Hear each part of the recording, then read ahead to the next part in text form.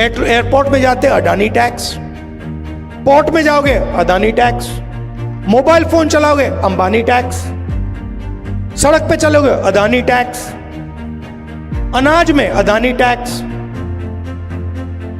सेना हथियार का प्रयोग करेगी अडानी टैक्स, कारतूस अडानी टैक्स, अग्निवीर अडानी टैक्स, लखनऊ का एयरपोर्ट चाहिए ले लो, मुंबई का एयरपोर्ट चाहिए, अच्छा वो किसी और के हाथ में, चलो सीबीआई केस लगाओ, ईडी केस लगाओ, परे करो उसको, अडानी को दो। ये make in India, make in India, make in India बात करते रहते हैं, डिफेंस इंडस्ट्री की बात करते हैं। सारे के सारे कॉन्ट्रैक्ट्स अदानी जैसे लोगों को जा रहे हैं। बाहर इजराइल की कंपनी हथियार बनाती है, लेबल अदानी का लग जाता है। इजराइल की कंपनी ड्रोन बनाती है, लेबल अदानी का लग जाता है, और कहते मेक इन इंडिया हो गया। कैसे मेक इन इंडिया हो गया? इजरायली हथियार है, मेक बाय अदानी हो गया है, मेड इन इंडिया नहीं हुआ है। अभी आपने पता नहीं अन्नपूर्णा रेस्टोरेंट वाली कहानी सुनी या नहीं? वो फाइनेंस मिनिस्टर के सामने खड़ा होता है, कहता है मैडम बड़ी मुसीबत है, मैं अगर बन बेचूं एक जीएसटी लगती है, अगर उसमें क्रीम डाल दूं दूसरी जीएसटी लगती है, अगर बन और क्रीम अलग बेच दूं तो तीसरी जीएसटी लगती है, मैं क्या करूं? और यही हालत सबके साथ है। भाइयों और बहनों, प्यारे कार्यकर्ताओं, आप सबका यहां बहुत बहुत स्वागत, नमस्कार। कैसे हैं आप लोग? मूड कैसा है आपका? मूड बढ़िया है?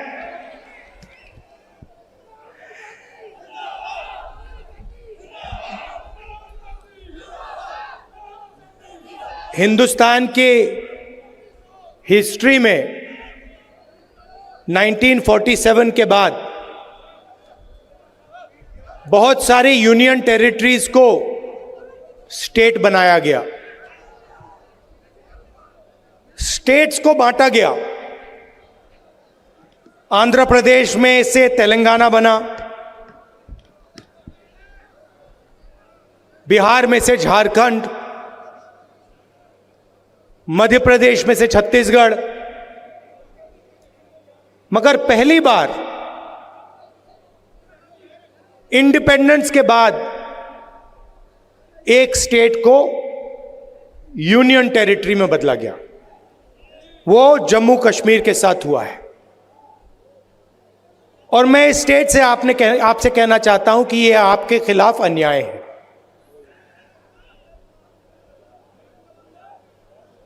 आपका लोकतांत्रिक हक आपसे छीन लिया गया है, और आज जम्मू कश्मीर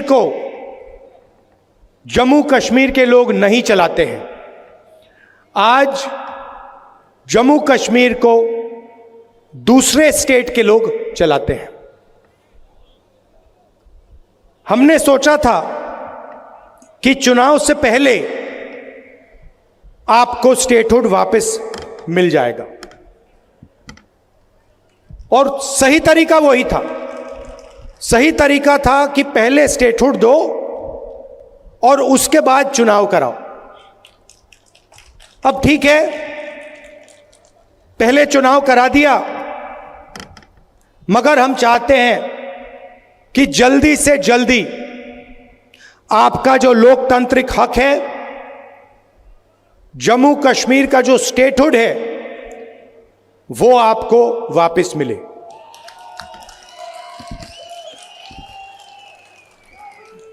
ये हिंदुस्तान की हिस्ट्री में पहले कभी नहीं हुआ है कि किसी स्टेट से हमने उनका अधिकार छीन लिया और स्टेट को यूनियन टेरिटरी में बदल दिया। पहली बार हुआ है, और मैं सही बोलूं तो ये कभी नहीं होना चाहिए, किसी और स्टेट के साथ ये कभी नहीं होना चाहिए। और मैं आपको यहां गारंटी देता हूं कि अगर बीजेपी ने आपको स्टेटहुड नहीं दिया तो हम विपक्ष में हैं, हम इंडिया गठबंधन का पूरा दम आपको स्टेटहुड दिलवाने में लगा देंगे। पार्लियामेंट का इस्तेमाल करेंगे, लोकसभा का इस्तेमाल करेंगे, राज्यसभा का, सड़कों पे उतरेंगे और हम आपको जो आपका हक है वापस दिलाएंगे। और अगर किसी कारण बीजेपी ने नहीं माना तो फिर हम पहला काम, जैसे ही इंडिया गठबंधन की सरकार बनेगी, जो बनने जा रही है, पहला काम हम जम्मू और कश्मीर के लोगों को स्टेटहुड देने का करेंगे।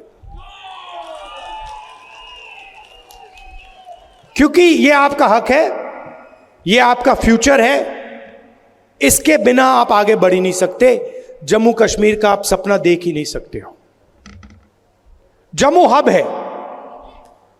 कश्मीर को, कश्मीर के बिजनेसेस को, कश्मीर के प्रोडक्शन को बाकी हिंदुस्तान से जोड़ता है। सेंट्रल हब है ये। और इस हब का जो काम था उसको इन लोगों ने खत्म कर दिया है। इसका जो रोल था उसको इन लोगों ने खत्म कर दिया है। जम्मू के जो छोटे बिजनेसेस थे, मीडियम साइज बिजनेसेस थे, एंटरप्रेन्योर्स थे,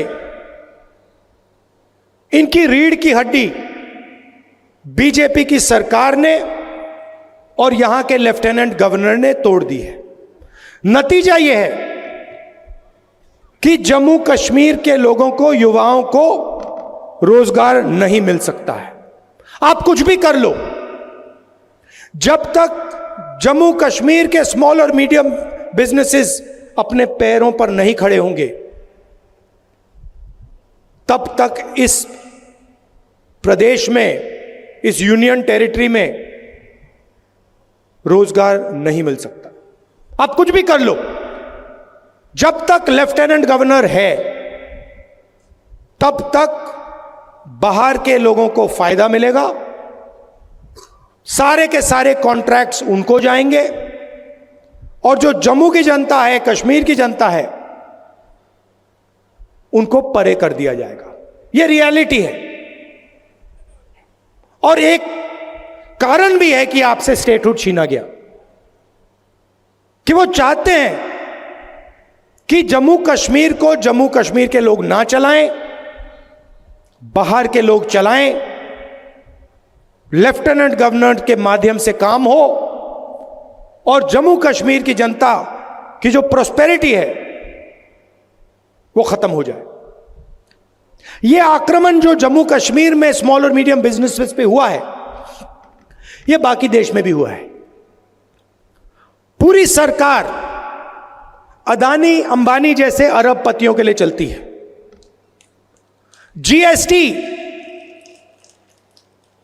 जीएसटी एक हथियार है। जम्मू के एंटरप्रेन्योर्स, जम्मू के स्मॉल और मीडियम बिजनेसेस पर आक्रमण करने का हथियार है। नोटबंदी एक हथियार था। यह पॉलिसीज नहीं है, यह हथियार हैं और इनका लक्ष्य रास्ता साफ करने का है। किसके लिए? अदानी और अंबानी जैसे अरबपतियों के लिए। नोटबंदी और जीएसटी ने, गलत जीएसटी ने हिंदुस्तान में लाखों स्मॉल और मीडियम बिजनेसेस खत्म कर दिए। अभी मेरा प्रोग्राम था, कुछ मिनट पहले मेरा प्रोग्राम था। एक लड़की आती है, कहती है, राहुल जी मेरा सपना था, मैं छोटा बिजनेस चालू करना चाहती थी। गवर्नमेंट ने कहा कि ग्रांट मिलेगा। मैंने पूरी प्रिपरेशन कर दी। एरोमेटिक्स का मेरा बिजनेस था, मैंने पूरी तैयारी कर दी। मुझे कहा कि पैसा मिलेगा, पैसा नहीं आया। मेरी मां की डेथ हो गई, मेरे पिता ने मेरी मदद की, मगर मेरा बिजनेस खत्म हो गया। आज मैं छोटा बिजनेस नहीं चलाना चाहती हूं, क्योंकि मैं जानती हूं कि जम्मू कश्मीर में छोटा बिजनेस नहीं चलाया जा सकता है।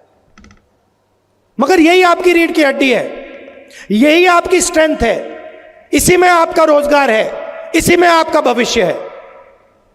और आप किसी भी युवा से पूछ लो, वही जवाब मिलेगा।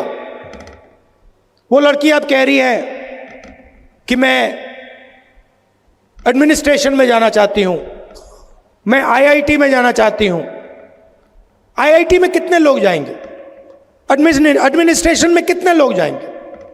1% जाएंगे, 2% जाएंगे, 3% जाएंगे, 5% जाएंगे। 95% का क्या होगा? जहां भी देखो वहां आपको अदानी अंबानी दिखेगा। पहले आपका रोल था, कश्मीर के सेब यहां से निकलते थे, आप बाकी हिंदुस्तान में भेजते थे। आज पूरी की पूरी सेब की इंडस्ट्री अदानी के हाथ में है। हिमाचल का सेब अदानी के हाथ में, जम्मू कश्मीर का सेब अदानी के हाथ में। और यही हर इंडस्ट्री में यही हो रहा है। एयरपोर्ट में जाते अडानी टैक्स, पोर्ट में जाओगे अदानी टैक्स, मोबाइल फोन चलाओगे अंबानी टैक्स, सड़क पे चलोगे अदानी टैक्स, अनाज में अदानी टैक्स। सेना हथियार का प्रयोग करेगी, अदानी टैक्स। कारतूस अदानी टैक्स, अग्निवीर अदानी टैक्स। ये कब तक चलेगा? 16 लाख करोड़ रुपए कर्जा माफ किया है अदानी अंबानी जैसे 25 लोगों का, नरेंद्र मोदी। आप शेम कह रहे हो, मगर मैं आपसे पूछना चाहता हूं, जम्मू के छोटे बिजनेस वालों का, जम्मू के किसानों का कितना टैक्स माफ हुआ है? जो आपके युवा 18-19 घंटे पढ़ाई करते हैं, सपना देखते हैं, एजुकेशन के लिए लोन लेते हैं, उनका कितना टैक्स माफ, उनका कितना माफ हुआ है पैसा? उनके कितने बैंक लोन माफ हुए हैं? कोई बीमार होता है, अस्पतालों में लाखों रुपए लग जाते हैं, उनका कितना कर्ज माफ हुआ है? 0। आप अगर बैंक लोन लेते हो और पैसा वापस नहीं देते हो, आपको जेल में डाल देते हैं, जेल में डाल देते हैं। और अंबानी अदानी जैसे लोग बैंक लोन लेते हैं, पैसा वापस नहीं देते हैं, कहते हैं चलो और पैसा ले लो। कितना चाहिए? 1000 करोड़, 2000 करोड़, 50,000 करोड़, 1 लाख करोड़, जितना चाहिए ले लो। जो करना है करो, जो इंडस्ट्री खरीदनी है खरीदो। लखनऊ का एयरपोर्ट चाहिए ले लो, मुंबई का एयरपोर्ट चाहिए, अच्छा वो किसी और के हाथ में, चलो सीबीआई केस लगाओ, ईडी केस लगाओ, परे करो उसको, अदानी को दो। ये make in India, make in India, make in India बात करते रहते हैं, डिफेंस इंडस्ट्री की बात करते हैं। सारे के सारे कॉन्ट्रैक्ट्स अदानी जैसे लोगों को जा रहे हैं। बाहर इजराइल की कंपनी हथियार बनाती है, लेबल अदानी का लग जाता है। इजराइल की कंपनी ड्रोन बनाती है, लेबल अदानी का लग जाता है, और कहते हैं मेक इन इंडिया हो गया। कैसे मेक इन इंडिया हो गया? इजरायली हथियार है, मेक बाय अदानी हो गया है, मेड इन इंडिया नहीं हुआ है। और यही हालत पूरे देश में है। अगर आप गरीब हो तो इलेक्ट्रिक मीटर लगेगा, मॉडर्न टेक्नोलॉजी लगेगी, चमकते हुए मीटर लगेंगे, आपके जेब में से पैसा निकालते जाएंगे, निकालते जाएंगे, निकालते जाएंगे। जीएसटी लगेगी। अभी आपने पता नहीं अन्नपूर्णा रेस्टोरेंट वाली कहानी सुनी या नहीं? वो फाइनेंस मिनिस्टर के सामने खड़ा होता है, कहता है मैडम बड़ी मुसीबत है, मैं अगर बन बेचूं 1 जीएसटी लगती है, अगर उसमें क्रीम डाल दूं दूसरी जीएसटी लगती है, अगर बन और क्रीम अलग बेच दूं तो तीसरी जीएसटी लगती है, मैं क्या करूं? और यही हालत सबके साथ है। ऐसी कॉम्प्लिकेटेड जीएसटी बना दी है, क्यों? एक्सटॉर्शन करने के लिए। गलती करो, ईडी वाले, सीबीआई वाले, इनकम टैक्स वाले आ जाएंगे, जीएसटी वाले आ जाएंगे, पैसा लेंगे चले जाएंगे। यही सिस्टम चल रहा है। तो ये चुनाव आपको अधिकार देने का चुनाव है और शुरुआत स्टेटहुड है। उसके बाद सरकार आएगी, जम्मू कश्मीर के जो स्मॉल और मीडियम बिजनेसेस हैं, जो लोकल इंडस्ट्री है, उनकी रक्षा करने वाली सरकार होगी। बैंक के दरवाजे आपके लिए खुलेंगे, आपको सपोर्ट मिलेगी, आपको टेक्नोलॉजी मिलेगी। उनकी जगह है, अंबानी की जगह है, अदानी की जगह है, मगर आपकी भी जगह है।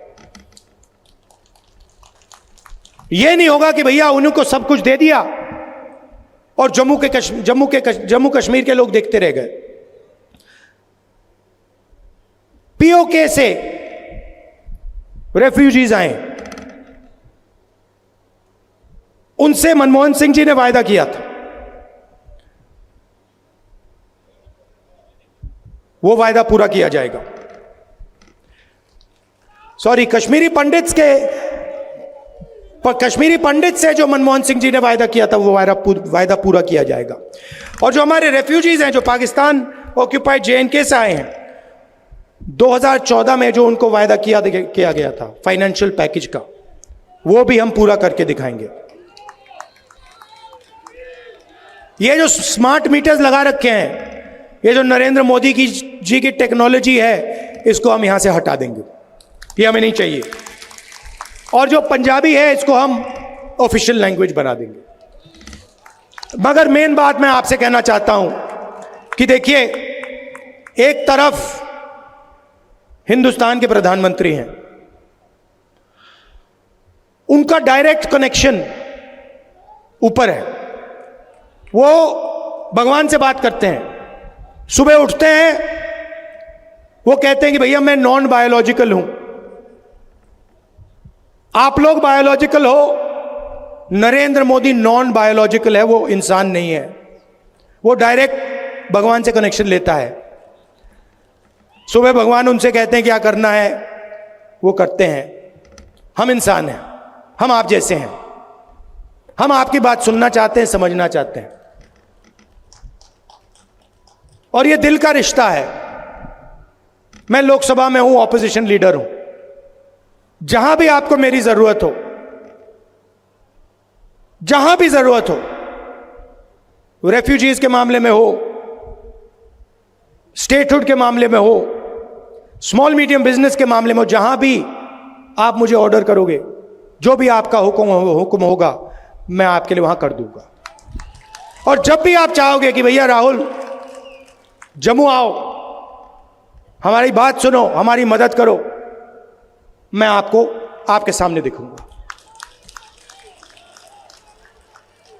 आपको स्टेटहुड देने की जरूरत है, यह मैं आपको गारंटी कर रहा हूं। आज नहीं तो कल इंडिया गठबंधन आपको स्टेटहुड दे देगा। आप सबका दिल से मैं धन्यवाद करना चाहता हूं। नमस्कार, जय Hind. Stay ahead with our cutting-edge news app. Instantly access the latest shorts in just 1 minute and breaking news in just 50 words. Download now for a smarter, faster news experience.